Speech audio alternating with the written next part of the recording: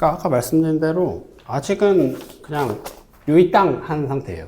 완전 초기 단계고 실험실에서 그냥 깔짝깔짝 실험하는 수준이기 때문에 아직 뭐 지금 상황에서 야, 누가 뭐 최종 승자가 될 거야, 뭐 야, 누가 이거 다 먹을 거야라는 굉장히 조심스러운 상황이고요.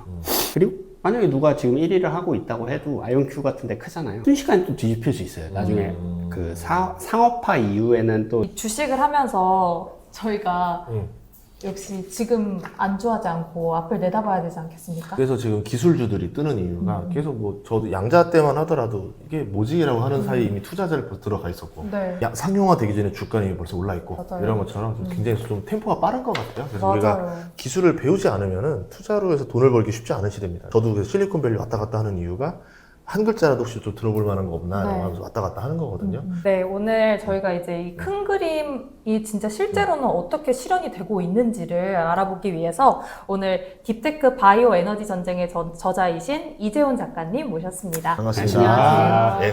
한 6개월 만에 출연하는 것 같네요. 테슬라 얘기로 지난번에 뵀었고, 이번에 4월에 저희 이제 딥테크 바이오 에너지 전쟁으로 해서 딥테크 3부작의 이제 마지막 이제 정점이 되는 작품이고요. 첫 번째 냈던 게 이제 딥테크 모빌리티 쪽으로 해가지고 처음에 책을 냈었고, 그 다음에 두 번째로 냈던 책이 이제 AI 반도체 로봇 관련된 거였고요. 요거는 이제 유망 기술로서 앞으로 이제 좀 우리가 주목해볼 포인트가 뭔가 좀 보고 있습니다. 그래서 뭐 하반기에도 지금 AI 전력 전쟁, 그러니까 AI 데이터 센터와 전기가 왜 중요한지 뭐 이런 부분에 대한 책이랑 또 이제 내년도에 좀 주목할 만한 딥테크 10개 분야의 트렌드를 모은 딥테크 트렌드 2027 요거를 지금 좀 열심히 준비를 하고 있고요. 그리고 최근에는 이제 스레드 많이 쓰시더라고요. 한 600명 쓰시는데 네.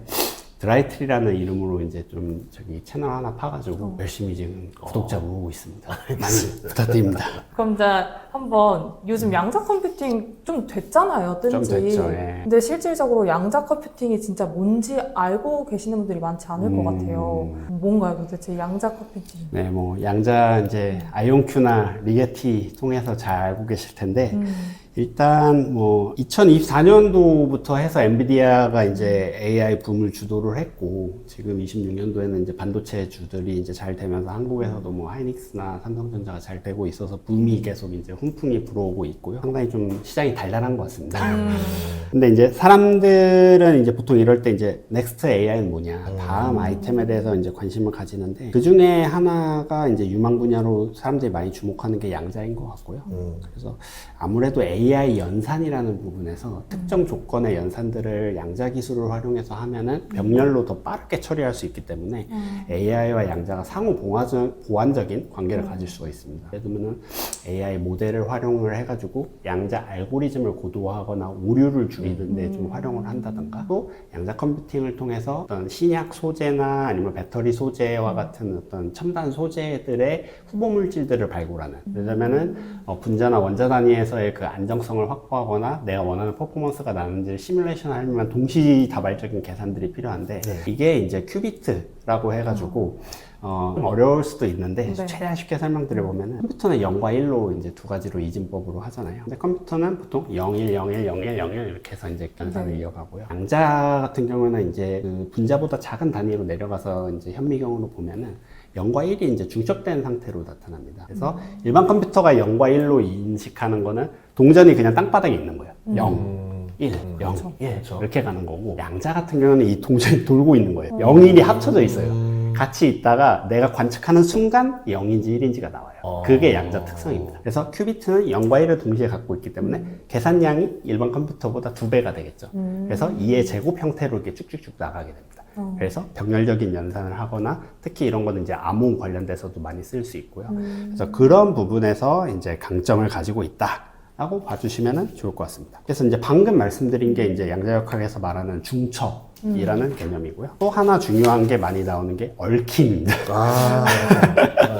양자 얽힘. 네. 그래서 이제 양자 컴퓨터의 그 얽힘은 그러니까 보통 컴퓨터에서는 데이터 하나가 있고 두 개가 있으면 이게 별개의 독립적인 건데 양자 컴퓨터에서는 큐비트끼리 이게 얽혀 있다 보니까 마치 이제 떨어진 두 주사위가 신기하게 동시에 이제 계산을 할 수 있는, 그래서 복잡한 계산을 빠르게 처리할 수 있는 그런 이제 기능이라고 볼 수 있고요. 근데 이제 양자역학이 좀 어렵습니다. 그러니까 리처드 파인만도 양자역학 제대로 이해하는 놈은 그거 제대로 이해한 거 아니다. 그 정도로. 네, 노벨상 받은 그분도 최고의 과학자 중 한 명인데. 네. 그럼 제가 양자로 만약에 그 블랙홀 안으로 들어갔어요. 아, 그럼 그 안에서도 양자 얽힘이면 서로 이게 신호 같은 거예요? 그래서 이제 그거에 대해서도 우리가 이제 블랙홀을 직접 들어가 보진 못했으니까 화이트홀 그런 이제 사고 실험으로 그런 물리학자들이 그런 거에 대한 가설들은 이제 시나리오별로 막 얘기한 게 있고요. 또 다른 것 중에 하나는 양자 관련해서 많이 나오는 게 시뮬레이션. 그러니까 일론도 막 우리가 지금 사는 게 시뮬레이션이다. 매트릭스처럼 이런 애가 있고 또 평행 우주가 있어가지고 또 있고 그 마블의 유니버스에 많이 나오는. 그래서 이게 엄청난 가능성들이 있는 건데 이제 그 시간이라는 흐름 축 속에서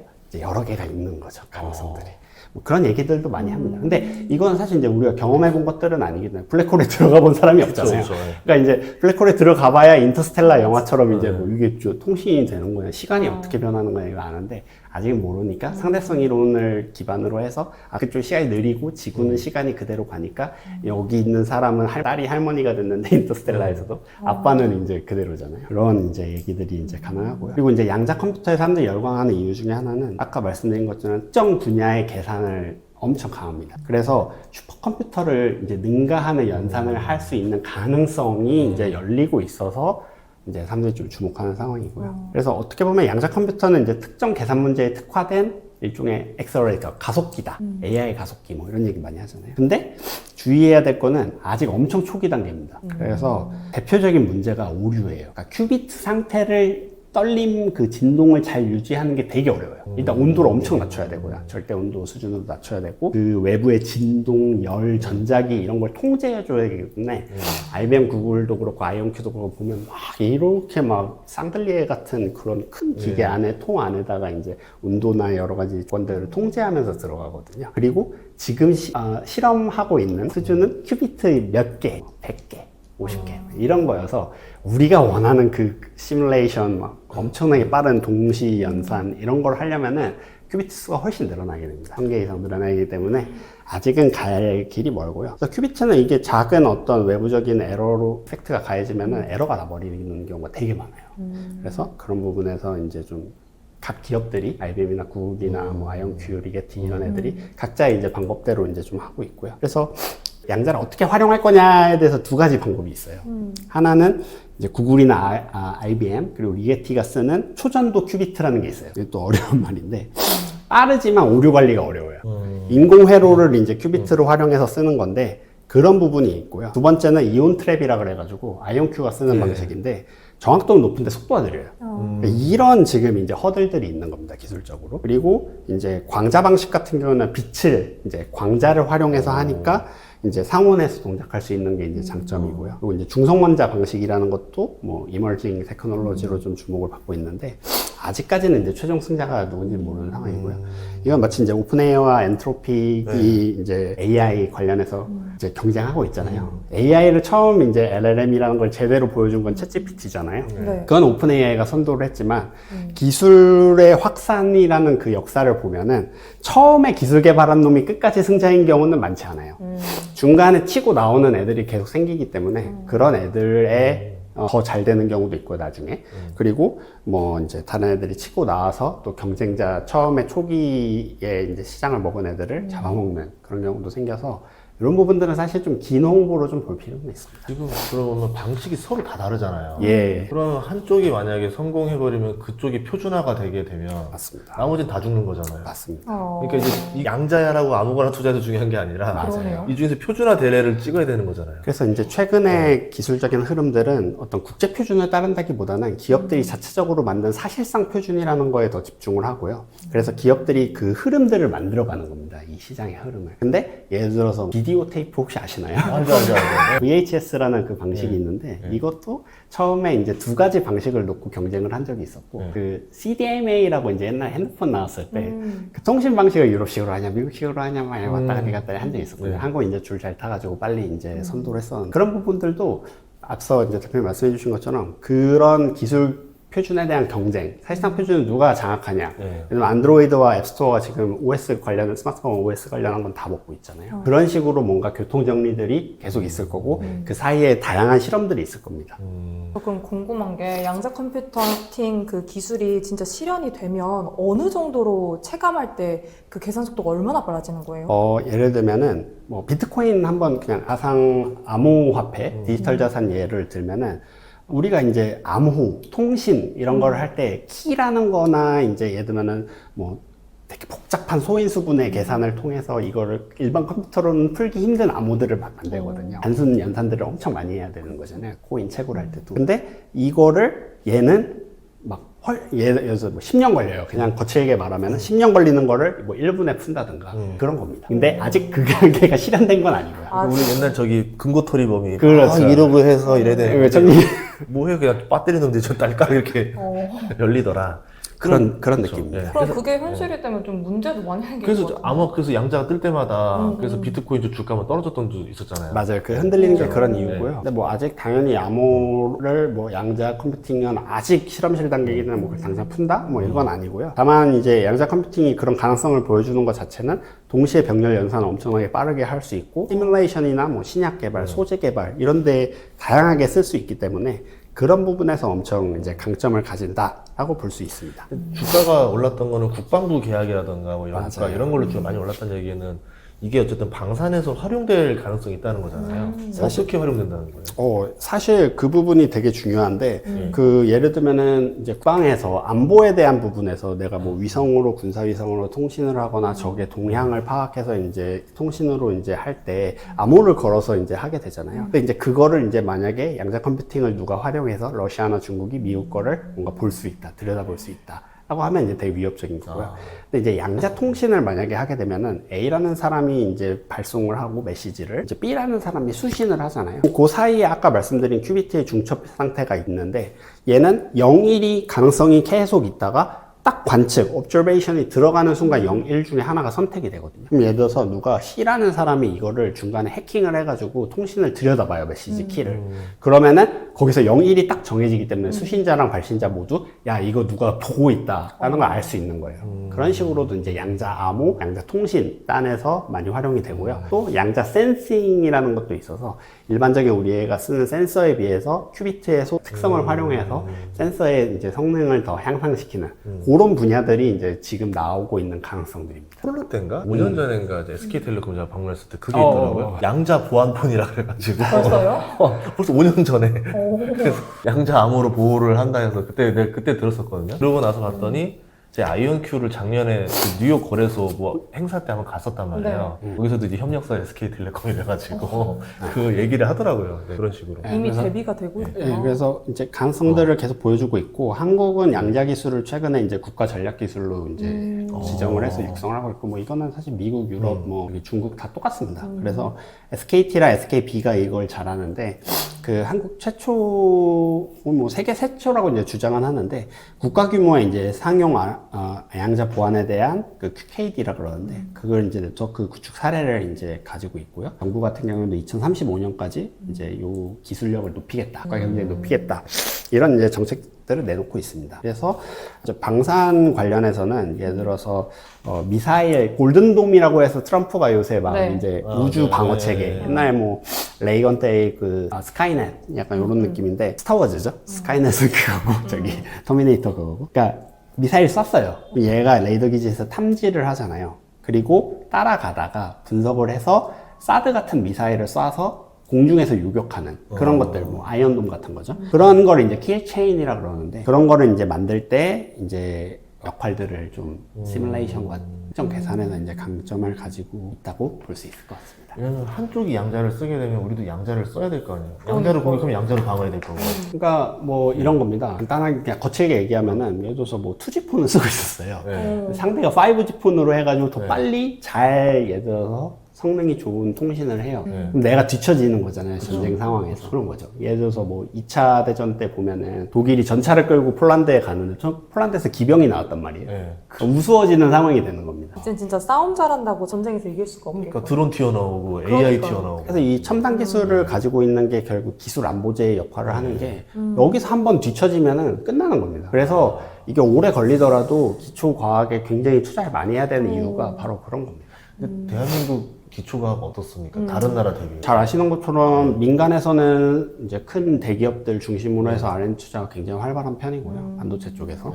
그리고 이제 정부도 사실 공공에서 R&D 투자하는 게 30조가 넘습니다. GDP 대비했을 때 R&D 비용의 양적인 부분들은 굉장히 강하고요. 근데 다만 이제 한국은 두루두루 잘합니다. ICT 전반에 대해서. 그리고 제조업도 강하고. 근데 예를 들어서 우리가 더 생각해야 될 부분들은 선행 기술들, 앞으로 이제 나올 기술들. 한국이 노벨상이 없는 이유가 응용과학 기술에 강하잖아요. 그래서 엔지니어링 관점에서 우리가 이걸로 돈 어떻게 벌지? 얘가 있는데 뽑아다가 어떻게 돈 벌까? 이거는 한국이 잘하는데 기초적인 과학 부분에서는 약하다 보니까 양자 기술도 아직은 기초 과학이거든요. 그래서 그런 부분에 대해서 지속적인 투자를 이어가는 게 사실 되게 중요하고 저도 이렇게 뭐 글이나 이렇게 말로 소통하는 이유가 사회에서 이런 부분들을 이제 공론장이 형성되는 게 사실 되게 중요하거든요. 아, 이거 되게 중요한 거야, 기술이라는 게. 그리고 기술이라는 게 잘 다루면 되게 좋지만 잘못 쓰면은 되게 위험할 수도 있어. 그렇죠. 그런 거를 사람들이 인식을 하고, 아, 그러니까 우리 이렇게 잘 한번 지속 가능하면서도 뭔가 위험성을 낮추는 거를 한번 찾아보자, 방법을 찾아보자라는 얘기들을 많이 하는 게 되게 중요하거든요. 물론 투자해서 돈 버는 것도 중요하지만 그런 부분들도 국가 차원에서 되게 중요하고 트럼프 1기 2016년 이후에 이제 화웨이 때리고 막 중국 때리고 한 게 이제 관세랑 기술로 조진 거예요. 그러니까 논문 특허는 다 의학 빼고는 중국이 앞서요, 미국을. 돈도 뭐 1년에 700억 조씩 이제 쏟아붓거든요, R&D. 한국 뭐 전체 예산보다 큰데, 정부 예산보다. 그런 부분에서 이제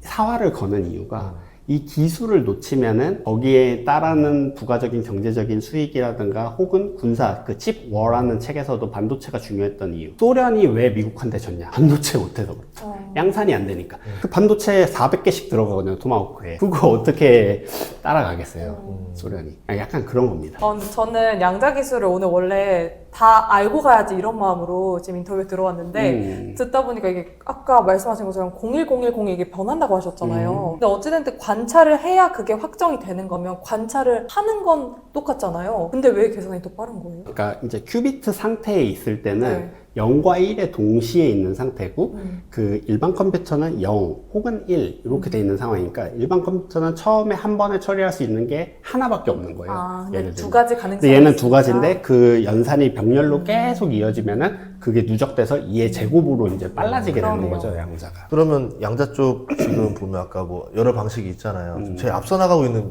게 제일 어떤 방식이 제일 좀 상용화가 제일 가까운 기술이 있어요? 사실 지금은 앞서 말씀드린 그 두 메인 그 방식이 다, 그러니까 예를 들면 뭐 IBM, 구글, 그 다음에 아이온큐가 하는 거, 리게티가 하는 거 방식이 다 아직은 그냥 가능성입니다. 아직 이걸로 뭐 진짜 돈 벌어 이런 거는 제대로는 없고요. 물론 아이온큐나 이런 기업에서는 상장사니까 투자자들이나 시장에 어필하기 위해서 야 우리 뭐 국방부 계약 얼마 땄어 뭐 계약 땄어 하지만 다 선행 기술에 대한 R&D 투자입니다. 그러니까 아직 마라톤으로 시작하면은 이제 몸 그냥 풀고 있는 거죠. 이제 간보는 정도. 아, 오케이 떠볼까 이런 식으로. 그런 상태에서 아직은 누구는 예측이 어려운 상태다. 투자도 양자네 지금. 그니까요. 한국에 양자 기업이 나올 수가 있나요? 아, 그 초전도체 사건 기억하시는지 모르겠는데, 뭐 한국에서 누가 이제, 야, 우리 이제 초전도체라는 거를 우리가 만들었어. 이러는데 회사 이름도 양자가 들어가요. 그래서 사람들한테 이제 약간 반은 진짜, 야, 이거 뭐 사기꾼 아니냐? 혹은 반은 막 외국에서 중국이나 이런 애들이 이제 그 레시피 보고 실제로 재현해보고 똑같이 나오는 뭐 그런 걸 막 했었는데, 약간 지금 상황이 그게 좀 약간 혼재되어 있는 상황이고요. 그래서 뭐, 사실 진득하니 제대로 하는 건 IBM, 구글 정도가 전통적으로 좀 강하고요. 그래서 IBM은 이제 초전도 큐비트 기반으로 양자 컴퓨팅을 오래전부터 개발을 해왔고요. 그 다음에 구글 같은 경우에는 안 하는 게 없는 회사기는 한데 TPU가 있잖아요, 얘네가. 네, AI 칩이 있다 보니까 거기에 이거 양자 어떻게 어울릴까. 그리고 최근에 이제 하사버스가 이제 딥마인드 하드웨어 화학상을 받은 것도 단백질 접힌 문제를 AI로 해결하면서 이제 주목을 받은 건데, 최근에는 이제 MIT랑 같이 해가지고 요거 양자를 좀 얹을 수 있는 게 있나? 가능성을 보고 있는. 그러니까 양자 시뮬레이션을 활용해서 이제 뭔가 그 신약물질 후보 물질을 빠르게 찾는 거 하나. 그리고 두 번째는 AI로 양자 알고리즘의 오류를 잡아내는 거를 자동화할 수 있을까? 이 두 포인트로 움직이고 있습니다. 그리고 이제 구글 같은 경우에는 어제 이제 블룸버그 쪽 소식통에서 나온, 트위터에서 나온 그 얘기인데, 구글이 이제 우주 데이터 센터 논의, 이따 또 말씀드리겠지만은 그 부분 관련해서 스페이스X랑 좀 진지하게 협의를 하고 있는 것 같아요. 물론 다른 우주 기업들이랑도 얘기는 하고 있지만, 현실적으로 이 딜리버리가 가능한 우주 로켓 발사가 안정적으로 가능한 회사는 스페이스X밖에 민간에서 없기 때문에, 그런 부분에서도 구글과 스페이스X 양 기업한테 다 도움이 되는 소식인 것 같습니다. 그럼 엔비디아가 자꾸 양자 쪽이랑 이렇게 이야기 많이 하죠. 예전에 많이 하죠. 아이온큐 3배 레버리지 ETF가 왜 사라진 줄 아세요? 왜요? 젠슨랑 한마디로 그날 밤에 사라졌습니다. 상패돼서. 어떤 한마디였어요? 양자 좀 이렇게 좀 비하했어요. 그래가지고 아이온큐가 그날 40% 하락을 하니까, 자, 내 3배 레버리지는 마이너스 120이잖아요. 당 시작 상패 이렇게 해가지고 끝나버렸었죠. 네, 이제 그러고 나서 미안하다 아니, 그래가지고 3배 또 레버리지. 얘기해주기로 했는데, 어.